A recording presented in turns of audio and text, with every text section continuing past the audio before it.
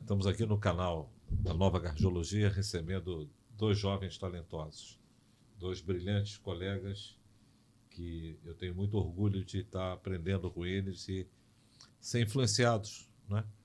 Porque a mentoria é sempre algo hoje bilateral, né? Recebo aqui Matheus Bresser, que é uma liderança e uma potência como um jovem líder ligado a políticas públicas, a empreendedorismo e, obviamente, o papel das lideranças médicas na transformação da saúde.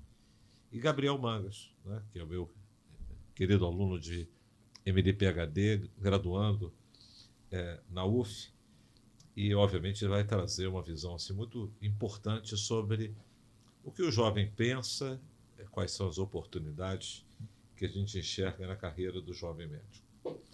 Esse é o primeiro programa que nós fazemos, né? Estou aqui com a Gabriela Carvalho, que nos assessora e junto com a Marcela Laguna, né, nesse projeto. E esse mês de setembro é o mês vermelho, o mês das doenças do coração. No Brasil, quase 400 mil pessoas morrem por ano, né? 30% das mortes são por doenças cardiovasculares. E a doença cardiovascular, às vezes, é sorrateira, né? Não só ligada à hipertensão, obesidade, tabagismo, mas ela pode sorrateiramente acometer um jovem, né?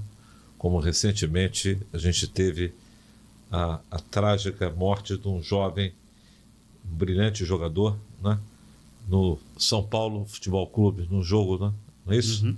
E seguramente, né, muito daquilo impacta, né? Porque muitas das vezes essas pessoas podem até não ter nenhuma cardiopatia estrutural e ter simplesmente um defeito molecular, e com certeza muitas das vezes é algo que a gente vai entender depois, né? Com a autópsia molecular e obviamente ajudando a entender a morte ainda nesse momento sem um esclarecimento. Mas esse é um mês que no dia 29 de setembro comemora-se no mundo inteiro o Dia Mundial do Coração.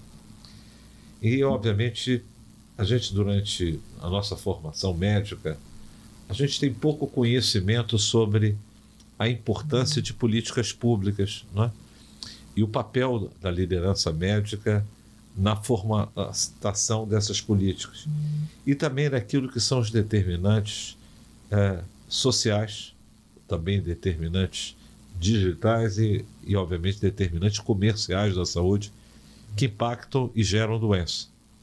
E ninguém melhor do que o Matheus, que estuda essa área, trabalha com isso, milita com essa questão da construção de políticas públicas da saúde global, para explicar para a gente, né? E aqui tem vários colegas médicos e o público leigo, como essa coisa de política pública, saúde global e esses determinantes, né? Esses novos determinantes que geram a saúde e doença nas populações. Obrigado, Matheus. Bom, professor Evandro, queria agradecer, né, reiterar a satisfação, a alegria de estar aqui com o senhor hoje, com o Gabriel. E, bom, a sua fala tem tudo a ver, né, com a nossa realidade hoje no mundo contemporâneo.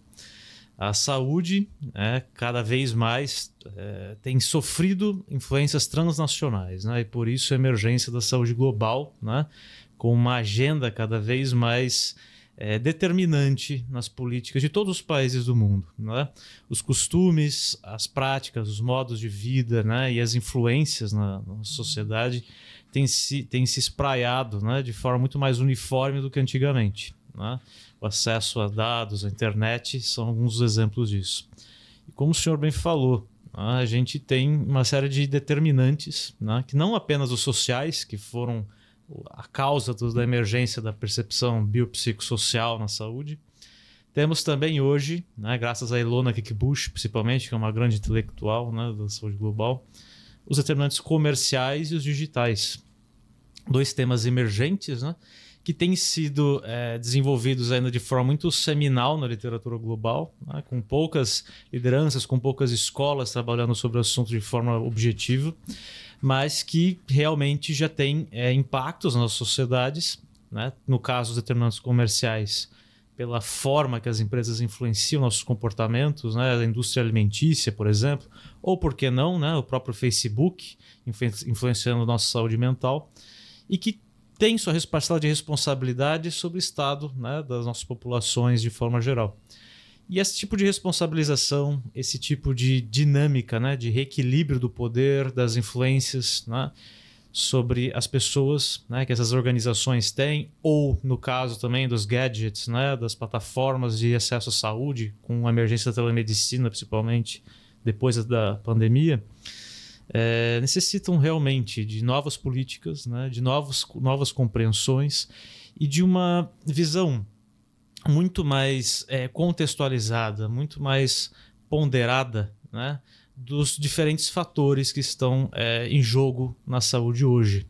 A saúde, como o senhor falou, né, pauta de policy, né, de políticas, e nisso também é uma disputa de poder, né, tal como a gente conseguiu diminuir, né, o consumo de cigarro. Hoje a gente também entende talvez de fomentar iniciativas, né, dar os incentivos corretos para que as pessoas adoeçam menos, né, e assim a gente diminua a crise dos nossos sistemas de saúde. Então, não sei se é exatamente... Eu acho que esse é o ponto, né? Quer dizer, é claro que a gente, né, tem pouca crença que o Estado possa mudar a saúde da sua população. Sim. Mas, com certeza, o Estado pode fazer muito, né? O Brasil fez muito, né, em relação ao cigarro. Não há dúvida que o ex-ministro José Serra e toda a sua brilhante equipe, né, e técnicos do Ministério da Saúde, o INCA, tiveram um papel importante em a gente mudar políticas públicas e, obviamente, uma redução que aconteceu com o cigarro. Hoje, ocorre a chegada do cigarro eletrônico. Ainda é uma incógnita o quanto a gente vai continuar vencendo a liberação do cigarro eletrônico, que é um causador de doença cardiovascular e obviamente, um risco à saúde, até porque vários produtos, junto com os danos, né, da nicotina, são associados para causar dependência nas pessoas. Você pode falar um pouco sobre como é que você, como médico, enxerga o problema dos cigarros eletrônicos? Sim, a gente acaba observando, né, na arena política, mesmo sendo médico, a gente consegue acompanhar, né, pelos noticiários e pelos movimentos no Congresso, né, a atuação efetiva de empresas, né, inclusive transnacionais, no apoio a essas políticas, e de deputados realmente usando da sua autoridade investida, né, como parlamentares, para realmente obter a legalização e assim o avanço, né, do consumo dos cigarros eletrônicos, a legalização deles de forma mais ampla, apesar, né, em detrimento de todas as evidências científicas que a gente tem com relação aos danos que esses cigarros causam, né? No Canadá, principalmente, quando começou a onda, né, a gente tinha diversos jovens chegando com dispneia nas portas dos hospitais. E aí começou a se observar, né, que algumas das substâncias que eram colocadas nesses vapors na época eram realmente extremamente tóxicos, danosos, até em uma dimensão morfológica, né, para a questão brônquica. Então, a gente acaba vendo como realmente a busca do lucro ou outras formas, né, de obtenção de posicionamento e transformações culturais podem vir em detrimento, né? As organizações não se preocupam necessariamente com o impacto que estão tendo. E por isso também a emergência da agenda do ESG, né, professor? Que a gente vê cada vez mais nas bolsas de valores, sendo um indicador assim, né, pesado nas empresas com relação à sua responsabilidade, né? Não só com o meio ambiente, né, que é a primeira letra da sigla, mas também na questão de governança e sociedade. Então, realmente a saúde acaba tendo impactos bem graves com relação a isso. Muito bom. Gabriel, a sociedade a World Heart Federation, que é a federação de todas as sociedades de cardiologia, tem um posicionamento assim, muito claro sobre o álcool, não é? E combater o álcool, já que a sociedade como um todo tem muita permissividade ao álcool. E o álcool, efetivamente, durante algum tempo, se propalou que traria algum benefício cardiovascular. E, pelo contrário, a gente hoje tem, como cardiologista, não tem nenhum tipo de incentivo para ninguém beber. E eu vejo que a sua geração, mais jovem, já vai usando menos o álcool, né? Já vai enxergando, né, o uso, obviamente, muito consciencioso do álcool. Isso tem sido algo que você tem visto e presenciado, Gabriel? Bom, primeiramente, gostaria de agradecer aqui pelo convite e pela participação nesse honrado evento aqui com o professor Evandro e com o Matheus. É uma honra estar aqui. Em relação ao álcool, a gente vê que tem havido uma redução, principalmente nos ambientes universitários e escolares nos últimos anos. Ainda é uma fonte que ainda é disseminada, né? Muitas pessoas ainda utilizam o álcool, mas está havendo uma redução, principalmente pela conscientização, né? Que foi passada ao longo dos anos, políticas públicas conversadas em escolas, passadas muitas mensagens para os profissionais de saúde, os pais, para ver essa redução, esse combate ao uso de álcool, que era de forma muito intensiva no passado, e hoje em dia, assim como o tabagismo, já veio reduzindo. Uma coisa interessante isso, sabe, Matheus? Porque, de alguma maneira, se criou, no passado, uma glamorização do cigarro, né? O cigarro era uma forma de masculinidade e também de autoafirmação das mulheres, não é? E, ao longo do tempo, a gente foi entendendo os efeitos maléficos, cancerígenos e múltiplas doenças, inclusive as doenças do coração, e o cigarro foi gradativamente sendo proscrito, não é? Existe hoje uma atenção em relação ao álcool. O álcool leva à obesidade, o álcool leva a vários tipos de câncer, não é? Isso é muito bem comprovado, além de ser uma porta para a violência, não é? E desde acidente automobilismo, homicídio. Então é muito importante o uso racional, não é? E aqui não é uma questão ser contra ou a favor. São as evidências científicas que a gente tem. Sim. E por isso que as políticas públicas têm que estar baseadas em evidências científicas. Vou retornar a você para você falar um pouco para a gente sobre vacinação, né? E que é, obviamente, uma política pública que também, quando a gente vacina, a gente reduz risco cardiovascular. Sim. Risco de infarto, risco de AVC. Então, muitos pacientes, às vezes, chegam, né, com uma visão deturpada, né, fruto de fake news. Sim. A gente tem uma revisão sistemática sobre o tema vacina da gripe, publicado por uma doutora Letícia Barbeta, que está hoje nos Estados Unidos, publicado no American Journal of Medicine, mostrando o impacto em relação à morte e infarto, né, com a simples vacina da gripe.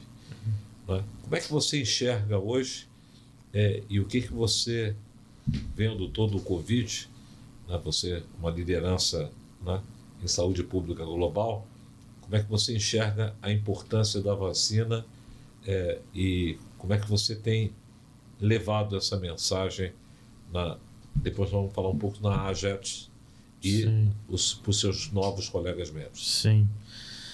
Então, professor, esse cenário da vacinação, né, e tudo que você falou com relação ao álcool mostra, né, como no mundo cada vez mais integrado, né, e conectado, de muita interdependência, as alavancas para a transformação social, né, são diversas.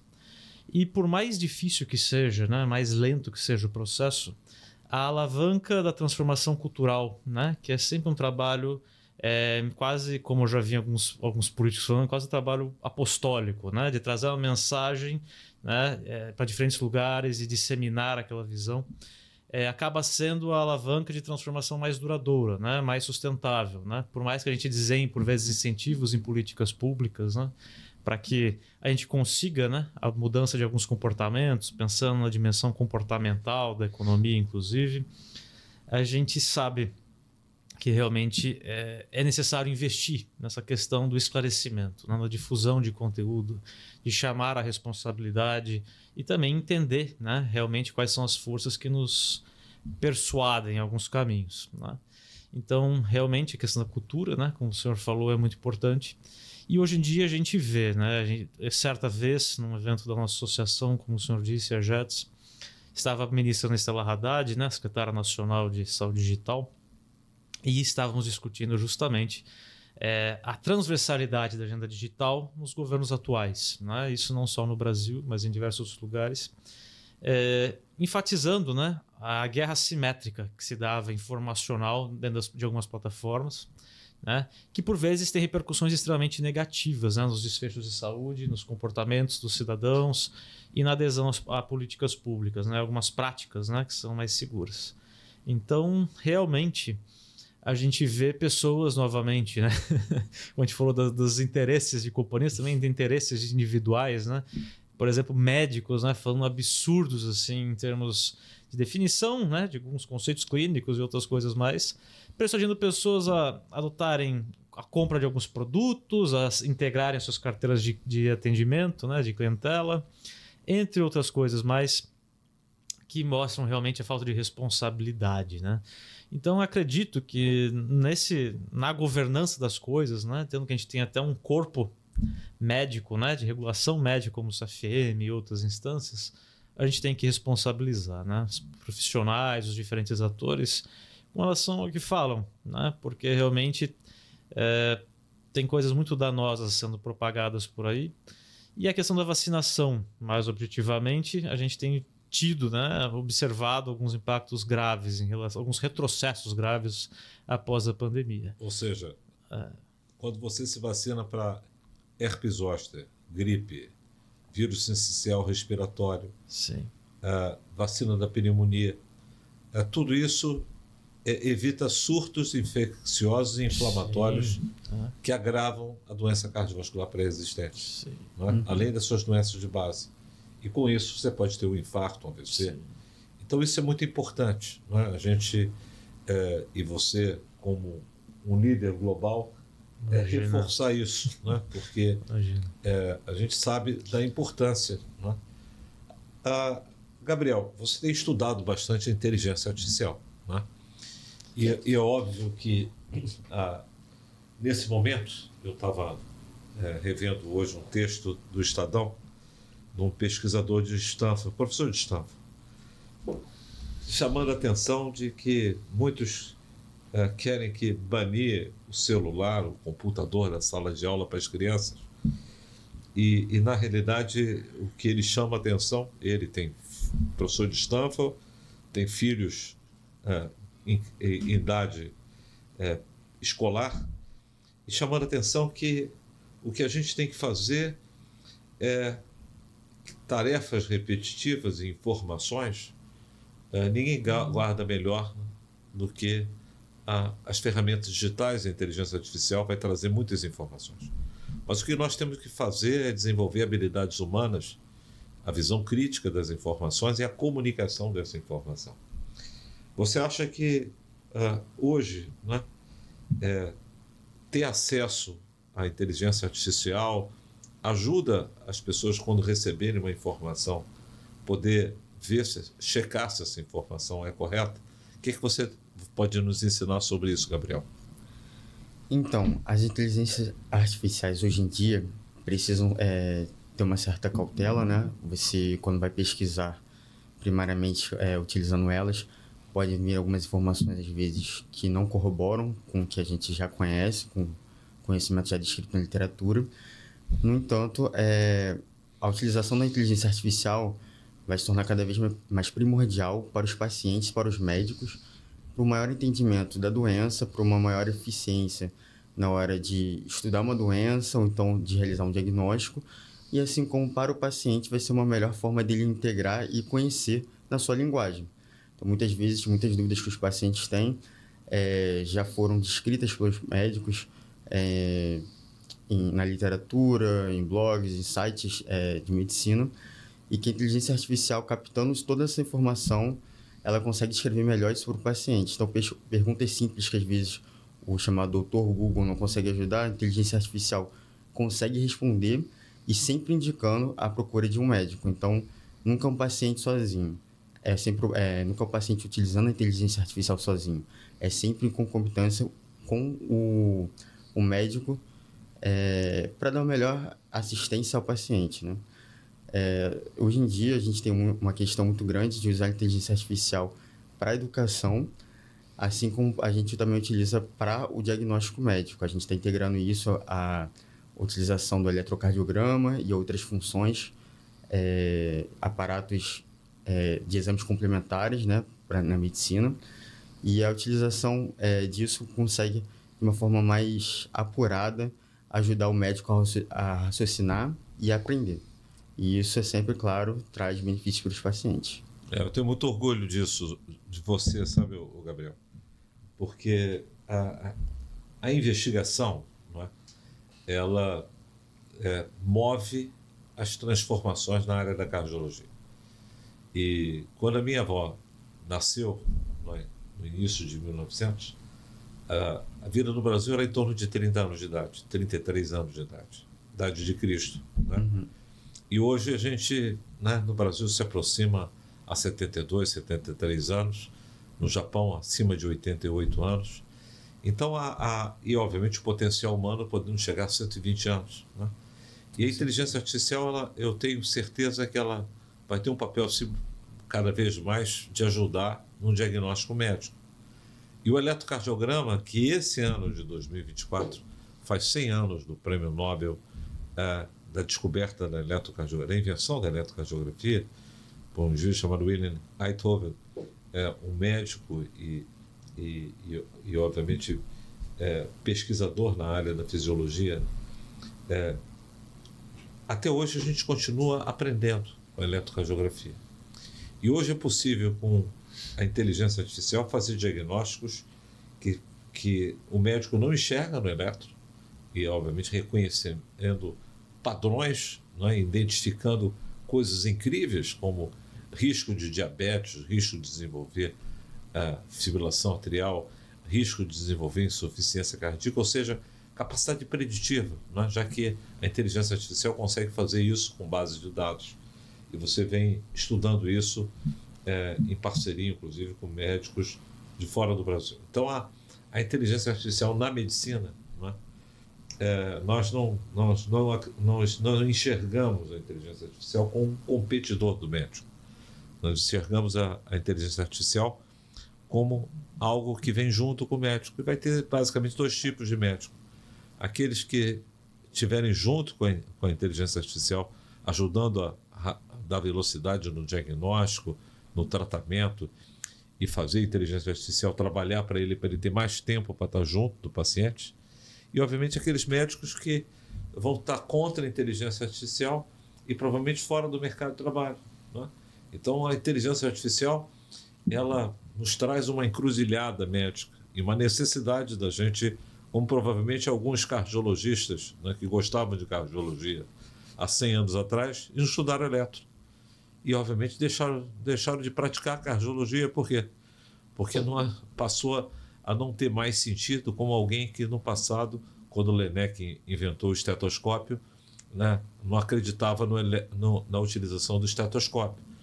Então é muito importante, né, porque a inteligência artificial vai melhorar o médico, a medicina, a vida em sociedade e a vida do paciente, né? E isso é muito importante que você chamou a atenção. Matheus, existe 8 pilares, né, da saúde, que a American Heart chama da vida essencial, né? Quer dizer, que levam você à sua plenitude de saúde cardiovascular, e saúde cardiovascular e saúde dos vasos do cérebro e do próprio cérebro, menos demência. Eu vou citar alguns deles e vou pedir para você comentar. Dormir 8 horas, esse foi um novo pilar. Uhum. Né? É claro que a gente não vai perguntar a vocês se vocês dormem 8 horas, né? Mas você pode falar um pouco como é que a qualidade do sono você identifica como algo importante e que a gente, né, obviamente, a gente não tinha ideia que a poluição sonora, ambientes com muito barulho, né, e pessoas vivendo longe de casa. Outro dia eu estava vendo uma reportagem, Matheus, de pessoas no centro do Rio de Janeiro que saem na segunda-feira, voltam às sextas-feiras para casa, outros que, porque moram tão distantes, que ficam morando às vezes em abrigos durante a semana para poder dormir, e outros que demoram 4 horas para sair de casa e para o trabalho. Provavelmente já quando chega em casa já está na hora quase que voltar. Fala um pouquinho sobre isso. Como é que o sono é importante para a saúde humana? É bem curioso, professor, porque no começo da minha atividade médica, né, também exerci um pouco de medicina do trabalho junto de grandes companhias, né, inclusive transnacionais na parte farmacêutica. E quando a gente atende no turno da noite, a gente percebe, né, o aumento da morbidade, das condições, principalmente da parte emocional, né, psíquica, né, dos funcionários que acabam dormindo muito menos. Porque e vão engordando mais. E vão engordando, exatamente. Vão ficando hipertensos. Exato. E aí percebia-se, né, ali facilmente, né, como era muito maior, né, a quantidade de caixinhas que eu tinha que clicar, no caso, o prontuário digital ali da empresa, com relação às condições que eles tinham a mais comparado a pacientes ou funcionários que trabalhavam num ciclo dia e noite normal, digamos, né? Dormindo 8 horas ou mais, por vezes fazendo mais atividade física, mais exposição ao sol, né? Coisas do tipo. Então, é notório, né? Principalmente nessa questão da saúde mental, assim, para mim foi o que mais chamava atenção. A questão também da obesidade, né? E até a questão do aspecto geral do paciente, né? Por vezes a gente percebia os pacientes um pouco mais envelhecidos do que aqueles que estavam no turno normal, do primeiro e segundo turno. E, bom, é um fato, né? E a gente, hoje em dia, com a questão da qualidade do sono, né? Da despoluição do sono, com uso de celular e telas até avançadas horas da noite, fones de ouvido, entre outras coisas, isso acabou sendo algo muito claro para mim e que levou até a mudanças de comportamento pessoais, assim, porque bacana. Realmente é uma realidade. Muito bacana. Legal. Existe uma epidemia de muitas pessoas ainda usam metanfetamina para poder vencer o sono, né? Ultrapassar longas jornadas de trabalho utilizando esse tipo de medicamento que causa doença cardiovascular, que causa disfunção cardíaca. E muitas das vezes o paciente não relata isso, né? E é óbvio que hoje a gente presta muita atenção nisso. Então, seja a apneia do sono, roncar, que é uma coisa que pode surgir em homens e mulheres, mas mais comum nos homens. Então, examinar a qualidade do sono, às vezes é importante, e às vezes a gente consegue capturar isso com o companheiro ou companheira que vem junto na consulta, sabe, Gabi? Aí às vezes o indivíduo fala assim, eu não ronco. Aí a esposa não ronca, sim, e vice-versa. Então é muito importante isso, né? Quer dizer, a qualidade do sono. A qualidade da alimentação é muito clara, né? O peso passou a ser uma coisa muito importante. A atividade física, o controle da glicose, o controle do colesterol, da pressão, e nós já falamos, né? Banir o fumo. Então, de alguma maneira, esses 8 elementos conduzem a gente aos 120 anos, do ponto de vista cardiovascular, né? Então, a qualidade do seu endotélio vascular, né, depende daquilo que você come. Olha, uma coisa hipocrática. Então, Hipócrates foi, seguramente, Gabriel, um cara brilhante, porque ele separou os deuses das doenças, né? Ele falou que as doenças tinham causas naturais. E ele chamava muita atenção sobre aquilo que você ingere, aquilo que você consome, né? E, obviamente, a sua saúde, né? É claro que a gente ainda percebe que, às vezes, as cantinas, né, sejam das escolas, né, sejam dos próprios ambientes dos hospitais, têm determinados alimentos que não são saudáveis. Quais são os alimentos que você considera hoje importantes para uma alimentação saudável de um jovem? Para um jovem, a gente precisa ter sempre em mente a carga de proteína, que hoje em dia é muito comentada, principalmente por causa do veganismo e vegetarianismo. Então, muitos jovens não se atentam a isso, mudam essa dieta e acabam que perdem essa importante parte da base alimentar deles e não procuram uma ajuda médica para isso, né? Uma orientação médica para isso. E a nutricionista, né? Então, se você quer fazer uma mudança radical na sua alimentação, é importante você, em cada momento da sua vida, o seu gasto, a sua necessidade proteica, né? E, obviamente, de outros nutrientes, é importante você estar acompanhando isso como nutricionista, né? E, obviamente, o açúcar, né? Você tem ingerido muita Coca-Cola, né? E outras colas, né? Ela é muito comum, né? A sua geração toma menos ou toma igual? Está começando a tomar menos Coca-Cola, hein? Não toma menos refrigerantes e obviamente, um estilo de vida mais saudável, é isso? Sim. O problema é que às vezes a gente troca a Coca-Cola por um suco que já vem com muito doce, né? Vem com muito açúcar. E aí você troca o suco mal lavado, né? Você olha o rótulo daquilo que você está ingerindo? Eu estou começando hoje em dia, né, me policiar mais e estou olhando os rótulos para poder ver o que tem e a partir disso poder melhorar minha base nutricional, minha dieta diária, né? Para poder balancear um pouco mais. Essa informação é importante, quer dizer, de preparar o consumidor para conhecer aquilo que ele está ingerindo. Fala um pouquinho sobre sal, açúcar, né, na alimentação do brasileiro. Questão, de novo, né, dos determinantes comerciais de saúde aí, né, professor?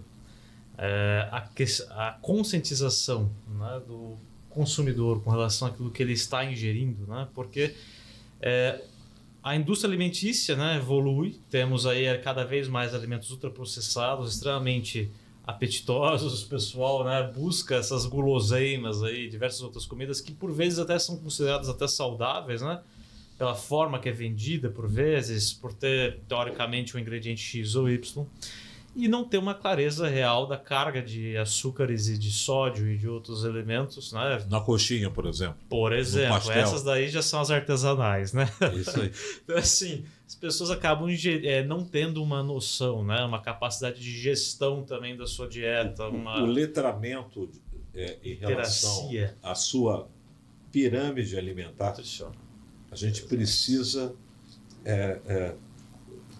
chegar em cada restaurante, em cada bar, em cada quiosque, para a gente poder que as pessoas saibam exatamente o que estão ingerindo, né? O prazo de validade, né? A quantidade de gordura, a gordura trans, né? Que muitas das vezes, né? Eu sou de uma época que existia pastelaria que ficava aquela gordura, né? Fazendo os pastéisinhos, né? E hoje a gente sabe da importância da gente estar trocando, né? O óleo e fritura, né? E não guardando aquele óleo para o próximo dia. Então todo esse conhecimento da nutrição e obviamente a gente passou a enxergar sobre a flora intestinal, né? Provavelmente conhecimento que Hipócrates não tinha, né? Sobre o verdadeiro jardim zoológico e jardim botânico que nós temos, né, no tubo digestório, né? Então hoje a gente tem muita atenção, né, porque a qualidade da alimentação ajuda a mudar a nossa flora, né? E obviamente os fungos, né? Bactérias e fungos que estão ali na nossa microbiota intestinal e que impactam também a nossa mente, né? Não é só as mulheres que gostam de chocolate, que às vezes, né? Chocolate às vezes acalma, né? Ou se sentem mais tranquilas com chocolate. E isso é uma verdade. Os alimentos interferem, né, com o nosso humor, com o comportamento humano. E essa flora, né, que é moldada, né, no tubo digestório, também influencia. Olha que coisa interessante. Então você às vezes é obeso, diabético, e tem uma flora diferente. Então a nova cardiologia, ela chama a atenção da importância que é o quê? A nutrigenômica, né? A qualidade do seu alimento, a importância de você evitar fazer uso de forma não racional de antibiótico, que interfere com a sua flora, né? Então é muito importante, a gente vai entendendo que a saúde é algo integrada e algo, obviamente, se interconecta, né, com esse ambiente, esse expossoma, né, e, obviamente, com coisas que estão dentro da gente, né? Então, esses determinantes, né, que o Matheus chamou muito bem a atenção. Gabriel, trilha de carreira de um jovem médico, né? Então, a gente fez algumas mudanças no Brasil, muito saudáveis. Eu acho que o Enem é uma coisa muito saudável, porque você trouxe diversidade, né? Você hoje é professor da UF, como eu sou, e a turma era de alunos que moravam em Niterói, os pais eram médicos e que era daquela região. Não que não há problema de ser filho de médico, né?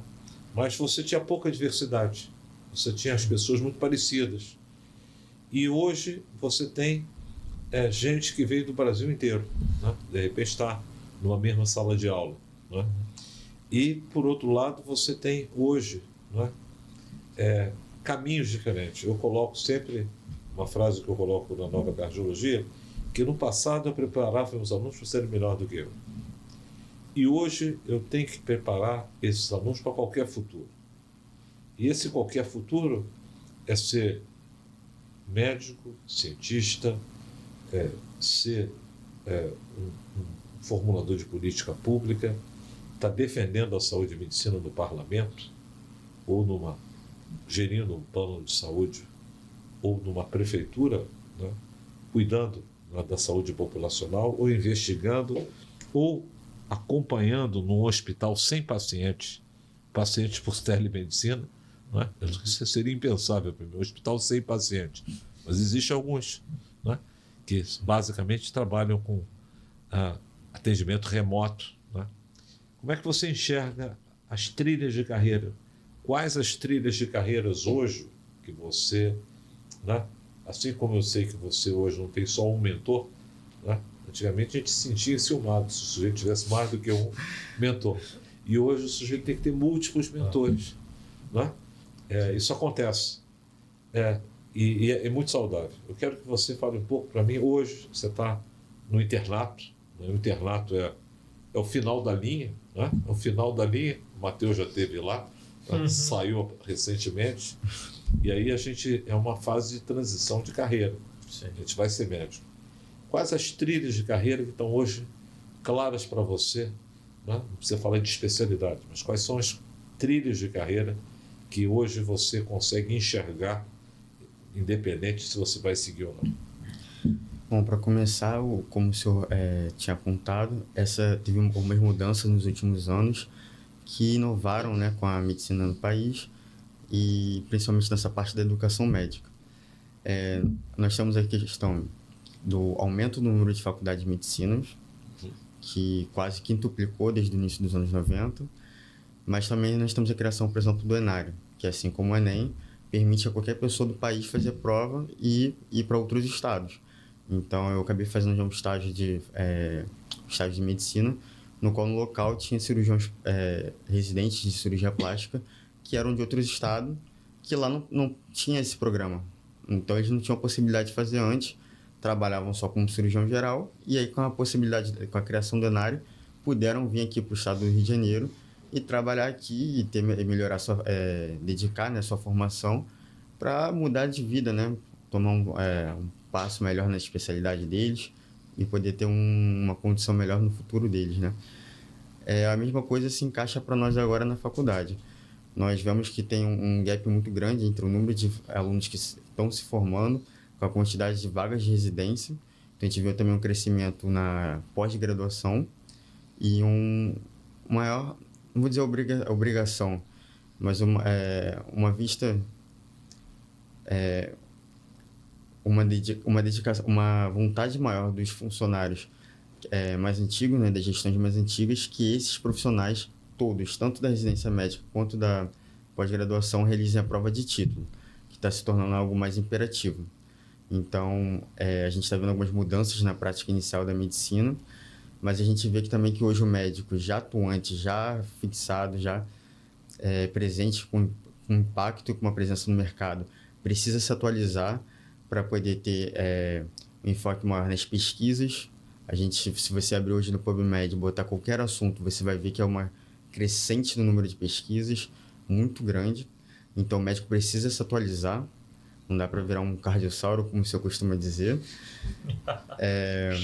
Além disso, precisa atualizar com a questão dos modelos de impressão 3D, inteligência artificial, a questão empresarial, a questão do empreendedorismo médico em si, né? E da inovação. Então, são muitas portas que estão sendo abertas hoje em dia e que, para essa grande quantidade de médicos que está sendo formada agora, tem uma gama de possibilidades para poder se especializar, para poder se inserir no mercado e para poder criar seu próprio futuro, né? A gente vê que hoje em dia não basta ser só um médico generalista, se formar na faculdade. Você tem que se especializar, tem que escolher muito bem a sua área e tem que pegar os pontos diferenciais, como a inteligência artificial, aprender a programar um pouco, ver essa parte da questão de inovação, ver a parte do empreendedorismo, para poder realmente se destacar e virar um médico de ponta que seja fundamental, né? Acho que isso é uma coisa importante, sabe, Gabriel? Isso é fundamental, né? Quer dizer, a medicina hoje abre muitas portas. Uma porta que não existia, não é? Então, antigamente a gente tinha um cérebro, que era um cérebro da biociência, não é? Então, a biociência é incrível, porque o conhecimento médico hoje dobra a cada 72 dias. Impossível, né? Você saber tudo de alguma coisa. A gente, durante algum tempo, né, esqueceu um lado que era o cérebro ligado às humanidades, né? A medicina, quando tinha pouca biociência, a gente só cuidava das pessoas e a gente ia à ópera, né?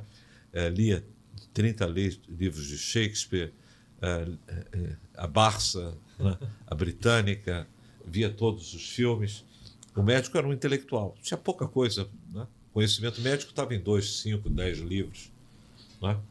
Hoje, e obviamente isso levou o médico a um certo afastamento da base humana, né? E a base humana ela é fundamental, né? Então a gente tem um cérebro humano e um cérebro da biociência é fundamental para ser um médico que cuida de pessoas, né? Nós não tocamos válvula, né? Nós cuidamos das pessoas. Então é fundamental isso, né? Então aquilo que você tem, a espiritualidade, você é um sujeito que cuida da sua espiritualidade toda semana, né?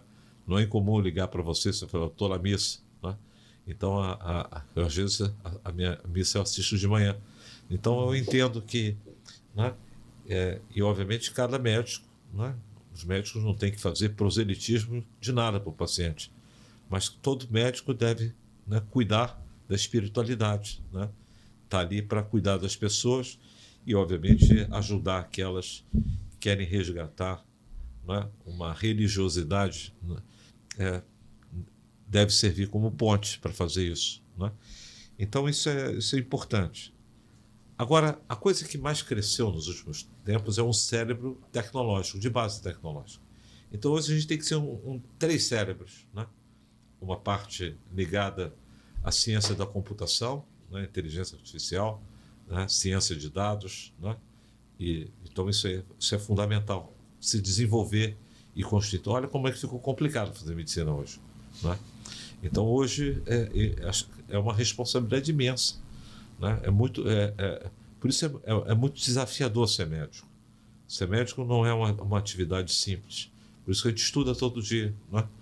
Então eu continuo estudando 2 horas por dia e acho que é pouco, né? Porque frequentemente, né, eu tenho muitas dúvidas que eu vou anotando aqui no meu caderno para no dia seguinte poder estar estudando aquilo, né? Tem sempre uma necessidade e que a gente, né, precisa estudar para entender, né?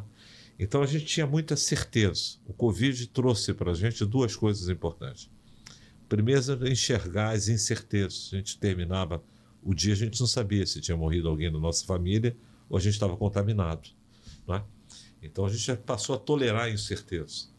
Passamos a ter uma visão importante de ser menos dogmático, né? Ter menos certeza como médico e usar a ciência para trabalhar as incertezas. E ser claro com o paciente quando a gente não tem as certezas e enxergar que a nossa ciência, como diz Osler, é algo que a nossa prática a gente trabalha com incerteza e ciência. E por outro lado, você chamou a atenção de uma coisa que eu vou passar para o Matheus, que é empreendedorismo e inovação, né? Matheus, eu sei que essa é uma área que você é apaixonado, que é empreendedorismo e inovação. Fala para a gente aquilo que levou você a criar a Ajax e aquilo que conduz que você se conecte a todo um ecossistema que é muito forte, né, na cidade de São Paulo, né? E obviamente vai se tornando também forte em vários lugares do Brasil. Explica para a gente o que é ser empreendedor médico e inovador em medicina. Então, professor, quando eu comecei a faculdade de medicina, eu ficava chocado, né, com o distanciamento dos meus colegas e do meu currículo por conta, né, disso, do contexto institucional da medicina, né? Quais eram as instituições que a gente exercia, quais eram as forças econômicas, sociais, culturais que estavam mudando nossa prática. Tudo era abordado de uma forma... por vezes a gente vê o aluno de uma forma um pouco infantilizada até, né? De toda a responsabilidade, todas as coisas que ele tem que ter em vista, né, como profissional num papel tão delicado como ser médico. E ainda mais numa era em que a gente vê diversos campos de conhecimento emergentes, né? Então, data science na saúde, né? Como tirar o melhor possível dessas ferramentas, né? Como gerar o melhor impacto possível na nossa carreira a partir desse tipo de formação, desse tipo de entendimento, entre outros vários aspectos. Por isso, acabei tendo cada vez mais espaço, né? Tendo esse entendimento que obtive cada vez mais espaço para ter outras formas de treinamento, né? Em governo, em corporações, em empresas, seja num hospital, seja numa corporação. E senti a necessidade de que meus colegas deviam ter acesso àquilo, né? Ter esse tipo de diálogo, ter esse tipo de preocupação, né? Saber da sua responsabilidade, do potencial que existe para a gente gerar mais impacto com a carreira médica. Então, por isso, acabei reunindo uma série de amigos que eram presidentes de ligas ou empresas juniores pelo Brasil, né?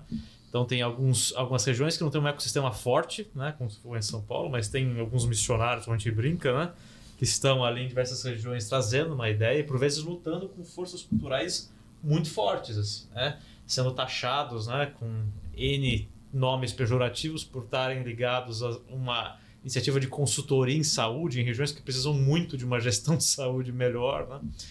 Como também eu vivi, né? E soube também lidar com aquele contexto e transformar essa agenda em algo positivo, né? Algo que era competido pelos alunos, algo competitivo. Então, depois a gente conseguiu fazer, né, a maior empresa júnior de consultoria em saúde numa faculdade de medicina na América Latina, né? Crescemos aí 750% quase em um ano e meio, crescendo inclusive na pandemia. A gente conseguiu ver, né, o poder que o jovem tem também de ter protagonismo e gerar um impacto positivo, como criar, né, um serviço de hemodiálise que hoje funciona no interior de Minas Gerais, evitando o deslocamento de dezenas e dezenas de pessoas, entre outras coisas. Então, acreditando nesse potencial, nessa energia, nessa vontade de fazer bem canalizada, né, que a juventude também nos traz, né, tentei trazer, reunir esses jovens, esses empreendedores da faculdade, para se reunirem, né, numa plataforma nacional, pelo menos, que foi a Ajax. E hoje, né, a gente tem algumas grandes conquistas, né? tal como eu tive a felicidade numa liga minha, né? Ver outros amigos com ligas com estágios em diversas corporações importantes, inclusive na esfera pública por vezes, aprendendo outros aspectos do que é saúde, né? Sem abdicar também dessa base técnica, né? Científica, que tem que estar sendo a base de tudo, para a gente não cometer alguns absurdos como a gente viu em alguns momentos, né? Seja numa esfera organizacional, seja na esfera pública, em termos de por coisas baseadas em evidências, políticas baseadas em evidências, protocolos baseados em evidências, né? Em diversos níveis. E bom, tendo em vista, né, também essas transformações demográficas, né, que o Gabriel falou da medicina, a gente vai ver também o médico também muito responsabilizado pelo seu planejamento de carreira, né? Hoje mesmo eu acabo tendo que gerir o meu tempo entre 3 trajetórias diferentes de conhecimento para que no final eles venham a convergir, né, num mestrado, num doutorado, algo assim, e deixar um legado, né, um aprendizado ou uma entrega, né, de estudos que seja de valor para a sociedade, né, nessa visão multidisciplinar, né, quero dizer. Então, o médico de hoje se encontra com um grande risco, né, de se perder, né, em termos de saber aplicar diversos conhecimentos e encontrar os problemas certos, né, para trabalhar, dedicar sua energia e sua vocação neles, né? E é muito isso. Eu acho que a gente tem, e a Anagetes a gente propõe isso também, né, a visão do médico executivo, né, como ser uma pessoa de valor, de impacto na indústria farmacêutica, na gestão de um hospital, na esfera pública, né, executivo público também. Por que não empreendendo? Então, como, né, empreender na saúde digital? Né? Trouxemos ali um especialista que fez estratégia da OMS para trazer um pouco alguns insights sobre isso, né, de onde partir. A gente vê, né, no ecossistema também de startups brasileiro muito esforço, né, que não acaba não gerando, né? Isso faz parte também da trajetória empreendedora, mas muito esforço despendido sem necessariamente chegar, né, no resultado, numa entrega, seja para o mercado, seja para o SUS, o que seja.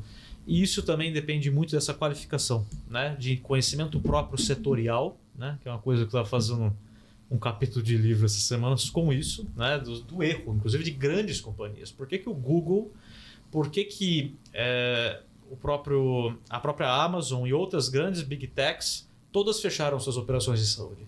Porque o saúde não é um segmento como qualquer outro, tem muito conhecimento específico, muita regulação, né? Muita densidade de conhecimento tecnológico. E inovar nesse campo exige também muita competência e responsabilidade.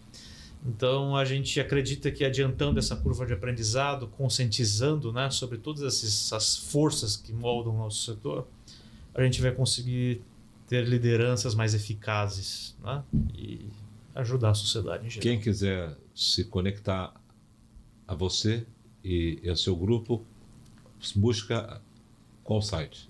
Pode buscar a página da Jets no Instagram, tem também a minha página no LinkedIn, Matheus Bressa com TH, entre outros membros que muitas vezes vocês vão acabar encontrando nas suas faculdades pelo Brasil, né? A gente já começou a fazer nossas federadas, né? Então no Ceará temos apoio desde altos decisores de uma Unimed até a OAB, né? A Comissão de Saúde da OAB do Estado. Bacana. E a gente tem buscado fomentar esse ecossistema agora de forma mais local. Rio de Janeiro e o Sul também na pauta, agora próximo semestre. Legal.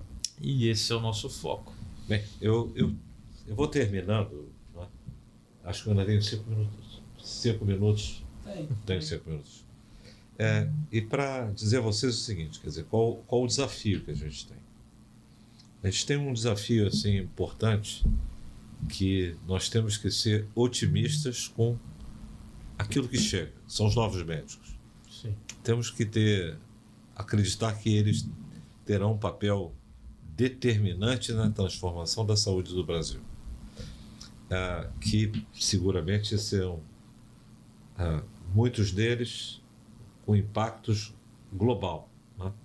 Capazes de terem contribuições que vão absolutamente abrilhantar o Brasil num cenário global, né? Que a doença cardiovascular, que é a causa que mais mata, né, precisa de informações, conhecimentos, pesquisas de várias áreas, né?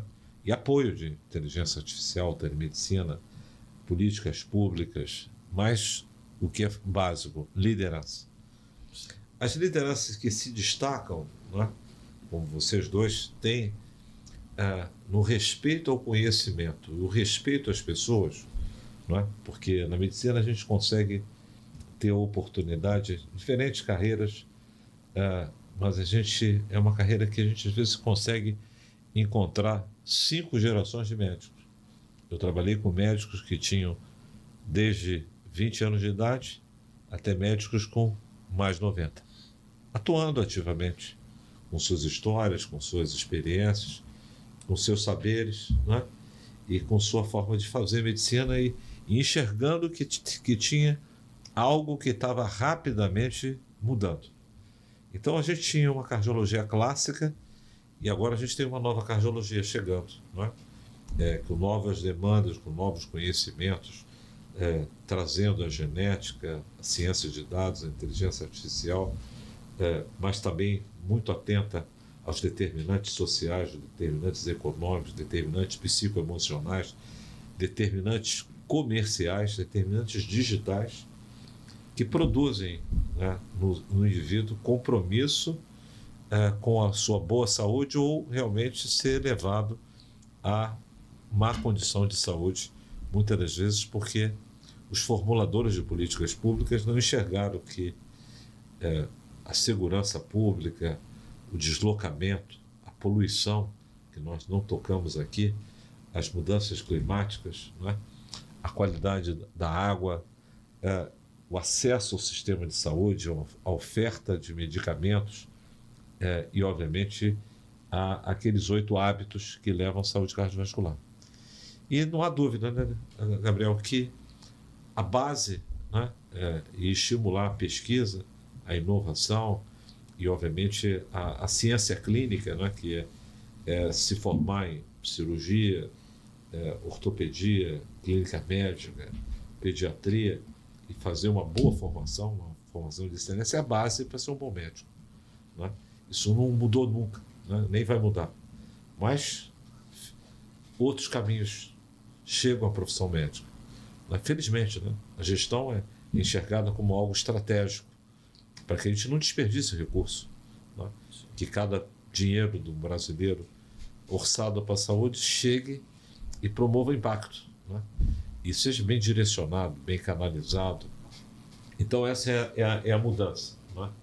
Então a gente termina aqui, né, nesse primeiro programa do mês destinado às doenças do coração, Setembro Vermelho, que a gente possa daqui a alguns anos estar comemorando o desaparecimento das doenças do coração, que possam ser prevenidas com vacinas que agora iriam prevenir contra a aterosclerose, contra a hipertensão, contra a obesidade. A gente está se aproximando.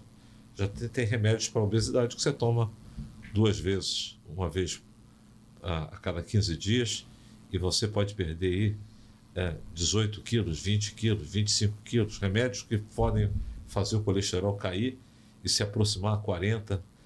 Já vi pacientes com 0 de colesterol, LDL, utilizando um medicamento uma vez por ano, não é? E remédios que vão provavelmente vacinar a gente contra a hipertensão, não é? Mas é claro que, junto com mudanças no estilo de vida, não é?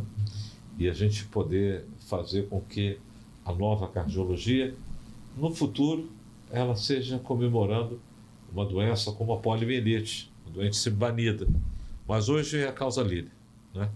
E a gente precisa enxergar que os novos líderes têm que ajudar nesse caminho de transformar aquilo que mais mata no Brasil e no mundo, né? 32% das mortes, segundo a Organização Mundial de Saúde, são das doenças do coração. E são passíveis de prevenção. É claro que tem causas genéticas que a gente não consegue, às vezes, detectar, né? E às vezes acontece uma tragédia. Mas a gente tem que estar preparado até para as tragédias, né? Então, o acesso ao desfibrilador, né? E quem sabe, né, no futuro, nas cidades brasileiras, como Seattle. Se você tiver uma parada cardíaca, tem em Seattle. Por quê? Porque as chances de sobrevida quase chega a 20%. Então, isso é muito importante, porque isso dá uma segunda chance às pessoas. E a gente precisa, né, colocar o conhecimento em acionamento. E o paciente, né, ele tem que conhecer aquilo que é importante na cardiologia e como é que pensam, né, e quais são os skills dos novos líderes da medicina, né, que obviamente alguns vão escolher cardiologia, mas todos eles vão estar lidando com algum doente com doença cardiovascular, seja globalmente, numa população de pacientes. E aí eu queria que vocês pudessem deixar uma mensagem final. Gabriel, com você. Então, acho importante a gente visar também, hoje em dia, a medicina de precisão, né? Seria muito importante que isso fosse mais divulgado, né, nas faculdades, que é uma forma de ver os médicos de uma de utilizar uma base multiprofissional para tratar o paciente. Então, nesses casos que você comentou, né, sobre essas fatalidades, que a gente não tem muitas vezes o que fazer, você já pode prevenir a partir da genética médica, por exemplo. Uma boa coleta de história familiar e uma genética médica pode mudar o prognóstico daquela família inteira. Porque a gente sabe que quando uma vida é perdida, a família inteira muda. Então, você utilizar a medicina de precisão, que é muito utilizada hoje em dia, né, na oncologia, né, utilizando muitos vírus e bactérias para utilizando eles,